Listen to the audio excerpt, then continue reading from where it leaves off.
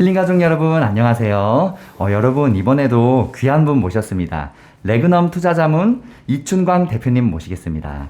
대표님 안녕하세요. 저희 힐링 가족 여러분들이랑 인사 부탁드립니다. 네, 안녕하십니까. 저희는 레그넘 투자자문이라는 회사에서 근무하고 있는 이춘광이라고 합니다.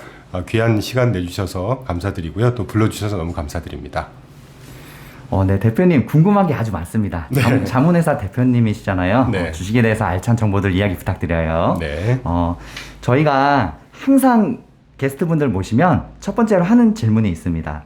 우리가 주식 투자를 해야 하는 이유, 네. 주식 투자의 장점, 주식 투자를 왜 해야 되는지 어떻게 생각하세요? 한번 이야기 부탁드려요. 당연히 하는 게 좋다고 생각하고요. 다만 이제 제가 여러분께 좀 드리고 싶은 말씀은 우리가 은퇴 자산을 관리하거나 기본적인 자산 관리를 함에 있어서 대표적으로 투자할 수 있는 자산들이 뭐 주식, 채권, 부동산, 최근은 이제 가상화폐 같은 것들이 이제 많이 활성화되고 있는데 그 투자 대상 자산들의 속성을 좀 제대로 이해해서 나와 맞는 또 시류에 맞는 투자 대상 자산을 잘 선택하는 것이 중요하지 않나 하는 생각이 들고 그런 차원에서 제가 그 차트를 좀 준비를 했는데 우리가 보통 아까 말씀드린 대로 주식, 채권, 실물, 부동산 이렇게 크게 나누던 것을 최근에 좀 쉽게 우리가 접할 수 있는 투자 대상 자산을 보자면 뭐 주식이 있겠고 뭐 주식이라고 하면 이제 유가증권을 통틀어서 주식을 대표로 하니까요. 유가증권에는 주식, 채권, 뭐 시큐리타이즈드라고 해서 이렇게 구조화 상품 이런 것들이 많은데 그냥 주식으로 대변하겠습니다.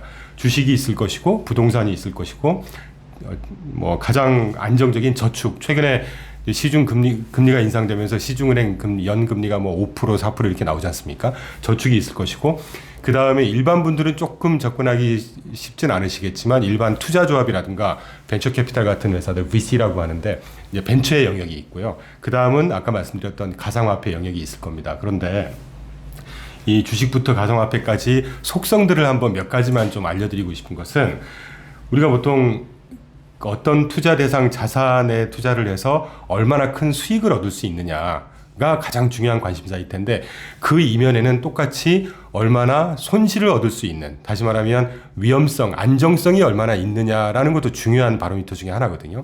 그러면서 볼 때 주식 같으면 수익성은 꽤 높을 수 있겠죠. 기대 수익입니다. 이거는 확정 수익이 아니고 부동산 꽤 높겠죠. 그런데 투자 기간이 굉장히 긴 그런 이제 속성이 있을 것이고 저축은 뭐 수익성은 굉장히 낮지만 안정성은 가장 좋은 뭐 망할 염려는 전혀 없다는 자산이니까요.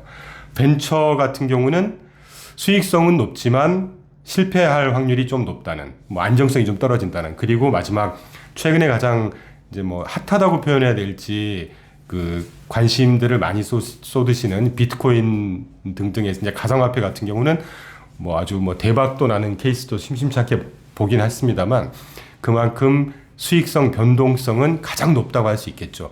그래서 저희 회사 같은 경우는 저희 회사의 투자 철학이나 가는 방향에는 이제 비트코인 가상화폐는 조금 안 맞다 하는 이제 이런 생각을 하고 있긴 한데 그렇게 나눌 수가 있겠고 또 하나 마지막으로 왜 주식이 여러분께 일반 투자자분들한테 자산 증식으로 좋은 자산이냐라고 하는 거는 그 자본금 규모가 우리가 부동산을 하나 투자하려고 해도 뭐 건물, 땅 하다못해 조그만 빌라, 집을 사려고 해도 수억이 필요하지 않습니까?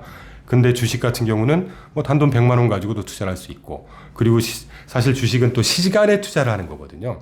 그러니까 이가 시간에 투자를 한다는 얘기는 길게 해야 수익이 난다는 개념이 아니고 손실을 받거나 어떤 기회가 보거나 또는 최근처럼 시장이 흔들릴 때는 정말 알찬 주식을 선택했다는 전제로 그건 또 다른 얘기니까요.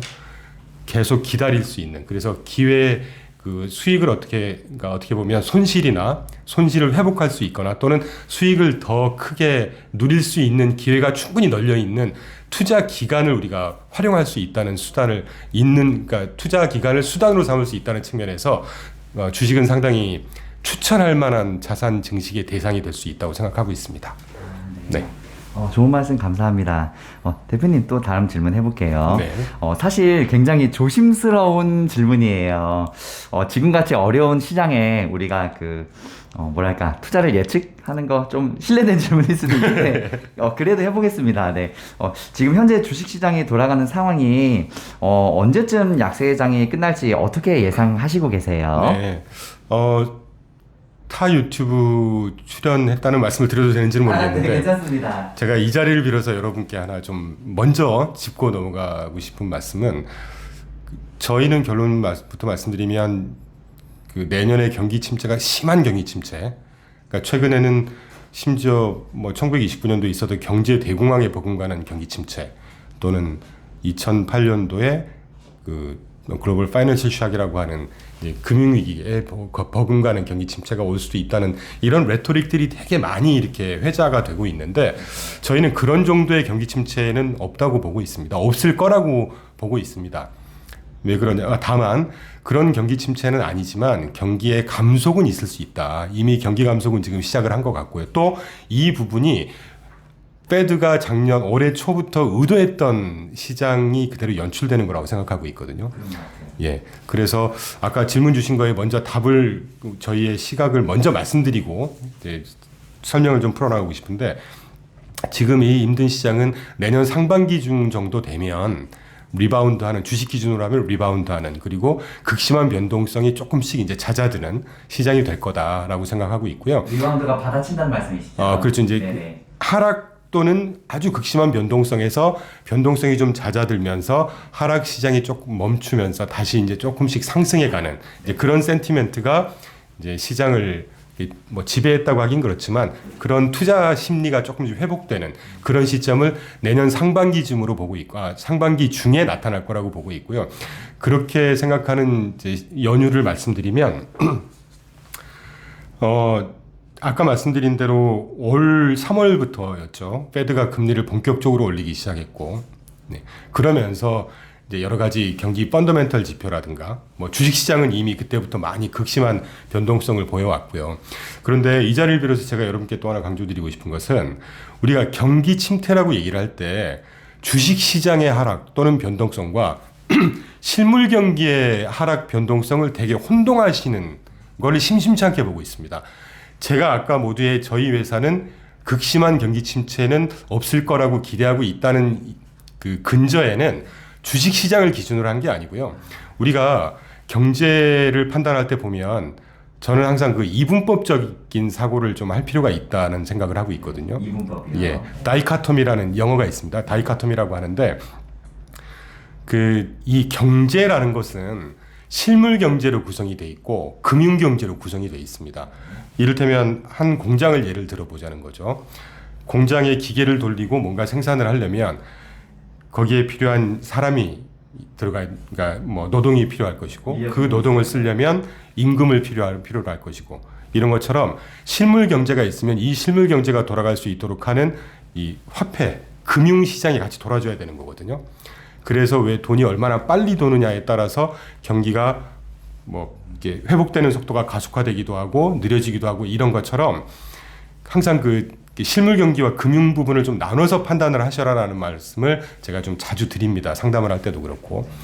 근데 지금 같은 경우는 올해 초부터 페드가 의도된 어떻게 보면 경기 감속, 경기 부진인 것이고 그런데도 불구하고 경기 펀더멘털 지표를 이따가 말씀드리겠지만 보면 경기 펀더멘털 지표가 극심한 경기 침체를 나타내는 징후는 아직 그렇게 발견하지 못하고 있습니다. 저희 회사는. 물론 최근에 PMI가 47포인트대로 떨어져서 제조업 경기가 부진하고 있고 뭐 몇 가지 이제 소비도 조금 줄어들고 있고 뭐 이런 것들이 있긴 하지만 그게 경기가 극심하게 침체됐다고 해석을 하는 건 무리가 있어 보입니다. 왜냐하면 우리가 경기 펀더멘털을 따질 때 가장 중요한 페드 제롬 파월 의장도 공언을 계속하고 있듯이 고용이 또 가장 중요한 경기 펀더멘털 지표 중에 하나거든요. 근데 고용 같은 경우는 3.5 최저 좀 찍었다가 3.7이었다가 계속 3.7 수준 유지하고 있습니다. 앞으로 어떻게 될지 모르겠습니다. 물론 뭐 워스트 케이스 4% 초반대까지 올라갈 수는 있다고 보고 있어요. 그렇지만 고용 지표 굉장히 탄탄하죠. 근데 그 실업률이 심각하게 뜨지 않을 거라고 하는 근저에는 가운데 고용시장이라고 하는 지표를 보시면요.